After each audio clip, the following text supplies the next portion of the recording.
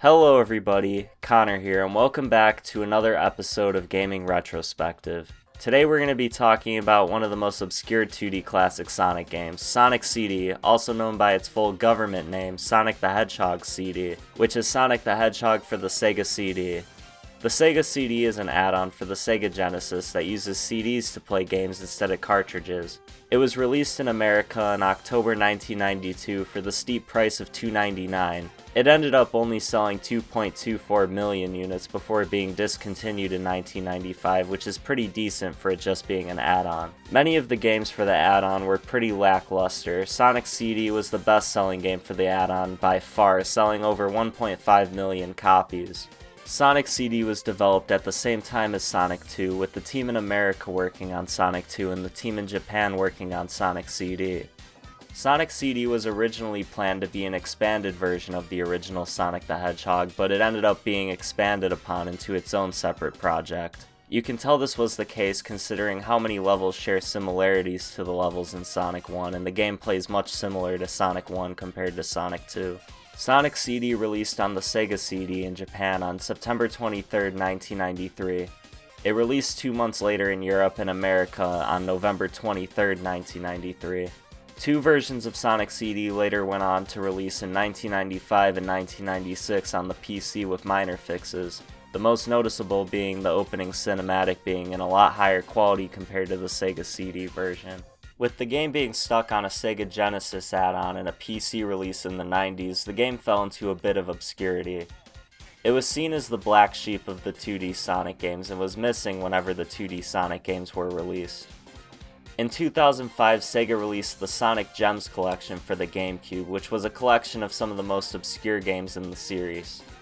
It had a bunch of Game Gear games, and the three headliners were Sonic R from the Sega Saturn, Sonic the Fighters, which was an arcade game, and the main reason everybody bought the collection was the long-awaited re-release of Sonic CD. This is where I and many others got their first experience with the game.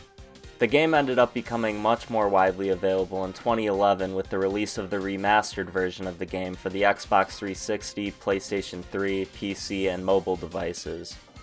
This version was so polished and was the definitive version of the game. It included widescreen support, better collision detection, better visuals and frame rates, and the addition of Tails as a playable character since he's missing from the original release entirely. Instead, Sonic CD introduces other mainstay characters to the series, Sonic's self-proclaimed girlfriend Amy Rose, and one of the best villains in the entire series, Metal Sonic.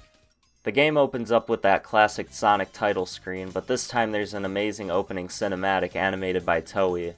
I remember being blown away seeing this for the first time. There was something just so surreal about seeing Sonic animated like this for the first time. Unfortunately, the Sega CD version is compressed pretty badly, but every other version of the game fixes this. The most noticeable difference to Sonic 1 is that the levels in this game have a lot more going on. They're a lot more colorful and a lot larger and offer many different paths for exploration. The only downside to this is that the levels feel a lot more maze-like and it's easier to get lost. The game also introduces the Super Peel Out, which works as an easy way to pick up speed. The only problem is when you use this, you're vulnerable and you can still get hit.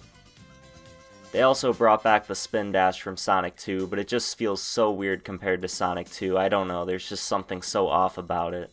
The big gimmick to this game, and the reason why the levels are a lot bigger, is because of the time travel mechanic. This was going to be a feature in Sonic 2, but coincidentally the team in Japan had the same idea, and it ended up being in this game. There's signposts placed around the map, and if you go through them and maintain a high speed, you'll be transferred to either the past, the bad future, or the good future. The time travel mechanic is hit or miss for me. Some zones have areas designed for reaching the top speed, but besides these set areas, it's pretty difficult to maintain speed. There's a hidden robot generator and a Metal Sonic hologram hidden throughout the past version of every act, and destroying them unlocks a good future. If you don't like the exploration aspect, you also have the option to get the Time Stones. These work like the Chaos Emeralds in the previous games. All you have to do is collect 50 rings and reach the end of the level. From there you go to the special stage. In these special stages, you're tasked to destroy the purple UFOs. These are probably my least favorite 2D Sonic special stages though. They're just difficult and not really worth the time. There's also no Super Sonic in this game, so unless you want that special cutscene at the end, there's pretty much no point in trying. The first zone in the game is Palm Tree Panic Zone. This is your typical Green Hill Zone level. After that you go to Collision Chaos Zone, which is pretty similar to Spring Yard Zone from Sonic 1. It's filled with bumpers, springs, and all that stuff. After that you get to Tidal Tempest Zone, which is the Labyrinth Zone of the game, but it's a lot more tolerable compared to Labyrinth Zone. After Tidal Tempest is where the zones start to get a little bit more unique. There's Quartz Quadrant Zone, which is a cave with all these different conveyor belts. There's also Wacky Workbench Zone, which is a factory and the majority of the floor in the level is a spring. I don't like this level at all and it's one of my least favorite 2D Sonic levels. These two just lack the detail that makes zones from the other games so much more special. You look at Mystic Cave or Oil Ocean from Sonic 2 and these are a lot more immersive. Like what even is a Wacky Workbench? Let's be for real. After these two, you return back to the Sonic 1 formula of zone themes. You get Stardust Speedway, which is easily the best zone in the game.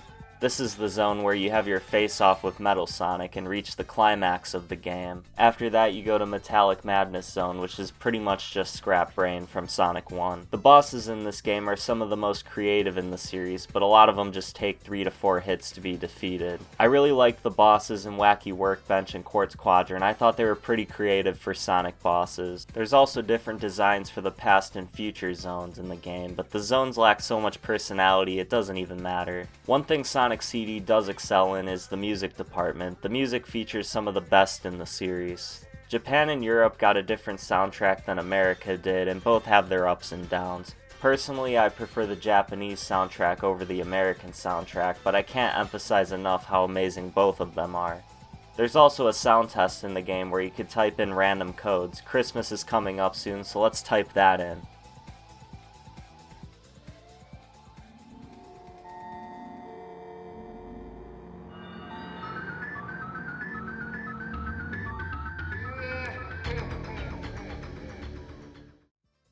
Yeah, Sonic CD has a ton of hidden screens in the sound test, and some of them are absolutely terrifying, the most infamous one being this one. The text is supposed to read, "Fun is infinite with Sega Enterprises, signed Majin." Majin loosely translates from Japanese as demon or devil, which scared a bunch of people at first, but it turned out that the translation was wrong and it actually meant Mazin, and it was just the childhood nickname of one of the game's landscape designers. Another hidden code gives you this image of Tails next to a car with the text "See you next game." This was actually reused in the 2011 remake for when you unlock Tails. There's another code in the game that shows this picture of an MC Sonic, and a code that shows this picture of Baby Sonic with the text "You are cool." And the last hidden image being this picture of Sonic, which was inspired by Batman. Besides the first one, I think these are cool little Easter eggs, and I'm sure people had a fun time discovering them. I just know if I stumbled on the Fun is Infinite one without knowing what it was, it would probably scar me for life. Another interesting thing about this game is that every level from Sonic 1 has a counterpart in this game, except for one, Marble Zone.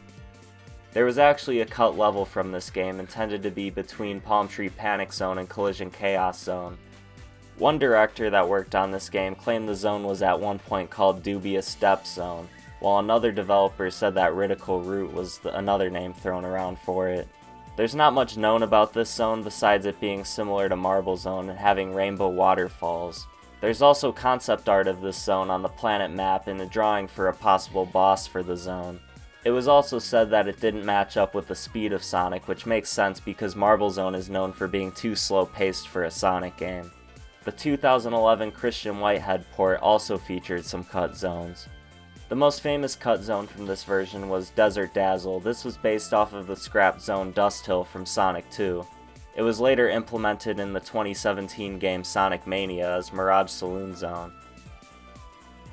Another zone that was scrapped was called Final Fever. This would have been the final boss if you collected all of the time stones. Both of these levels were scrapped from the game due to Sega wanting the remaster to be as true to the original release as possible. Overall, Sonic CD is one of the most forgettable entries in the 2D Sonic series due to being locked on a system add-on and sandwiched between some of the best games in the series. Despite some of its gameplay problems, it's still an extremely good time and a solid experience, especially the remastered version of the game. I would give this game an 8 out of 10. I'd recommend it to anyone who hasn't played it. It's not as obscure as it used to be, so you should have no issues finding it. Sonic CD definitely deserves some recognition. It's one of the most creative in the series, but the implementation may have not been the best. This game has definitely been a blueprint for some of the best games in the series.